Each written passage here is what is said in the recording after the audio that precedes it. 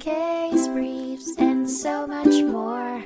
LSData's got what you're looking for. In a 2007 Supreme Court of Missouri case, Richardson v. Richardson, the court addressed the question of whether a non-modifiable maintenance provision in a divorce agreement should be enforced. Joseph and Ida Richardson divorced in 1997, with their separation agreement stating that Joseph was to pay maintenance to Ida until she remarried, or one of them passed away, and that maintenance could not be modified. Joseph filed a motion in 2004 to modify the agreement, alleging that Ida had committed crimes, violated the contract, and attempted to terminate his maintenance payments.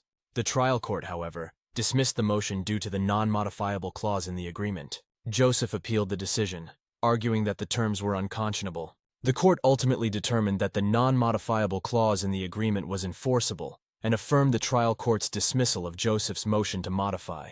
The court deemed the agreement not unconscionable, concluding that Joseph had no right to modify his maintenance obligation. Case briefs, and so much more. LSData's got what you're looking for. Visit lsd.law, elevate your mind. Leave the stress of class.